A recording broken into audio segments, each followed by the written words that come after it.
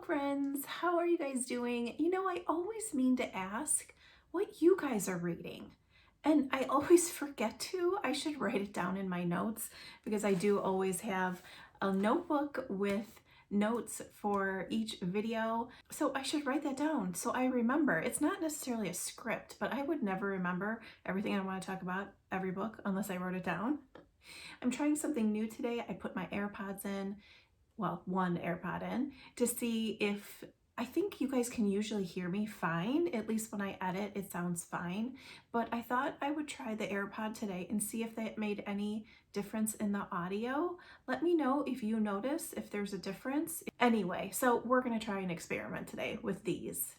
For some reason, Rue has decided that she really likes the tripod. So if you see it jiggle, it's because she's rubbing up against it. I'm trying to keep her away from it, but oh, and now she's jumping up and eating. Okay, so she's sidetracked. I swear to God, with these two animals and then everyone home in the house and it's lunchtime when I'm filming it, it's a little crazy right now. That being said, let's get to today's book. The book we're going to talk about today is The Wrong Boy by Ashley Munoz.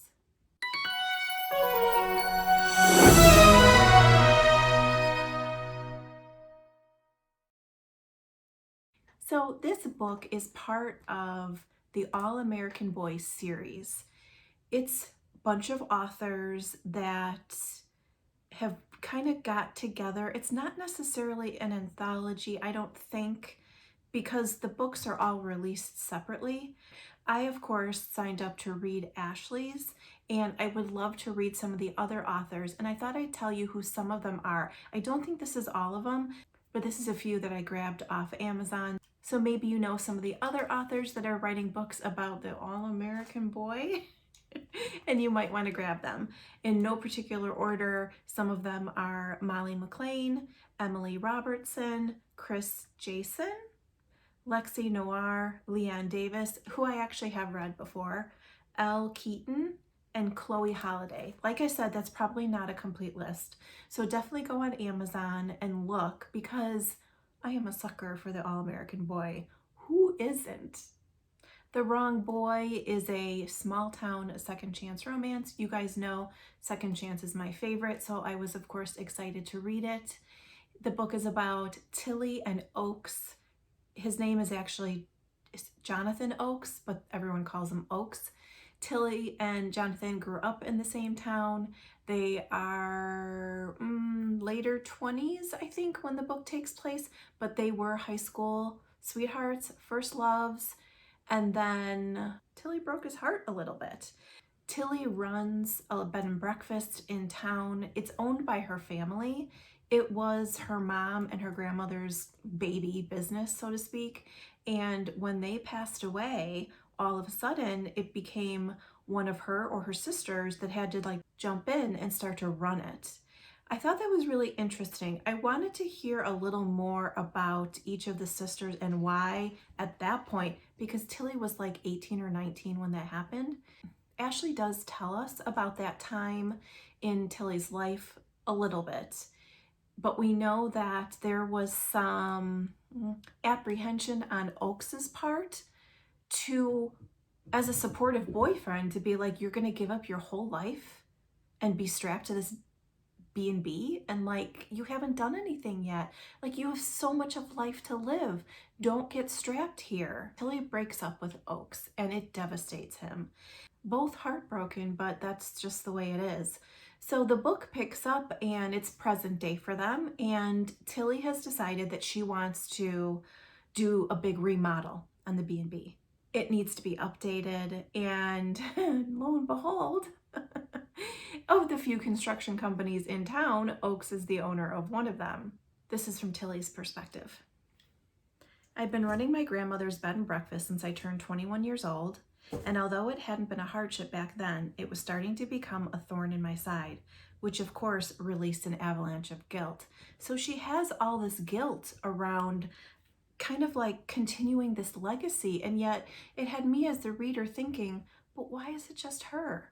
Why aren't her sisters stepping in? Why isn't her dad stepping in? I understood where she was coming from. This is Oak's perspective talking about the B&B. This place was breathtaking in the spring and charming in the summer, and in the winter, she had the fire roaring and thick wool blankets out for all the guests to use while watching the rain pour from the porch. I had wanted Tilly to upgrade this place years ago, but we always fought whenever I brought it up, which made this entire situation even more frustrating because she'd finally decided to upgrade, just not with me. Okay, so in that part, he's talking about his construction company and that Tilly has gone outside of the town to get bids to help her with the reno. And he takes it very personally and he's like, oh, no, no, no, no. If anyone's going to be doing it, it is going to be me. I loved Oaks. This book has everything that you would love about a small town and a second chance, and also Oaks. I love Tilly, don't get me wrong, but Oaks, I liked how, and I hope this isn't giving too much away, but it was really Oaks that was wearing his heart on his sleeve a bit more than Tilly was. We hear, because we get its dual perspective, we know that Oaks absolutely is still, he's pissed at her and he's mad she broke up with him, but he's still carrying a torch for her 100%. And I loved how possessive he got about her in certain situations. She's a catch. And even in his friend group, she's a catch. And I loved how, I mean, he was kind of ridiculous in some situations, but I actually really love that about him. We know that they've both dated, but the interesting thing about this is that, and I like that Ashley brought this in because it gave me the heart hiccups. It gave me like the drops in stomach when Tilly talks about having to watch Oaks date other people. Okay, horrific. Like that made my stomach so upset. I hate those and I love those at the same time. Those moments where you're like, ugh. But the thing that was really special about Tilly is that she didn't shove it in his face. She went outside of the town to go on dates. We know they still love each other. Him, as a typical guy, sleeps with half the town, right? But Tilly is like, I'm not going to do my business here. I really liked that about this story. I connected with Oaks so much in how, for lack of a better word, heartbroken he was about Tilly breaking up with him. I'm such a sucker that of course I connected with him. This is from Oaks' perspective. For years, I'd wanted to do this. I'd wanted to come ask if she was okay, ask if she really meant it, and ask if she wanted to try again. Oh, he was really sweet, balanced with like this alpha part that she brought out with him that I freaking loved. One of my favorite parts in books, I love when authors do this, and I know I'm not alone, when the characters text each other or like email each other. Oh my God. And in this case, it's a lot of sext, not just text, if you know what I mean. But I loved that. I love the banter. These two are pretty hot for each other.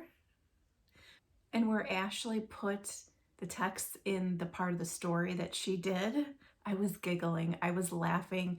I was anxious to see what Tilly's response was going to be to Oak's text and all that. That whole scene was really fun and definitely spicy. There was a really big heart clench moment that I just loved so much. I love when these moments happen in books and in movies also. I want to share it with you. It's from Tilly's perspective. It's not going to give you too much, but if you love romance like I do, you'll totally get this moment. These walls had held me and watched me the last time I had ruined my life by shutting Oaks out. Pride, the fickle beast, warred with my desire to be chased, to be wanted, and it goaded me into staying right there behind these walls. Oaks hadn't called. He wasn't coming for me, and yet, why would he? I'd done it again, shutting him out and breaking his heart without giving him a chance to open up and redeem our love. And a little bit later, still in my pajamas, I darted for the door, swinging it open as hard as I could, then froze. There, on my father's porch, wearing a broken smile and heartache on his handsome face, Oaks hesitantly stood. Oh, I love those moments. I just love them. We do get a happily ever after at the end of The Wrong Boy. I would definitely recommend it, as I do so many of Ashley's books. While you're here, I would love for you to consider subscribing and giving the video a thumbs up. When you do that, it really does help my channel, and it will also help this video get shown to more people here on YouTube, which is great for me and awesome for Ashley's books. Thanks for hanging out with me today, guys. I'll see you real soon. Bye!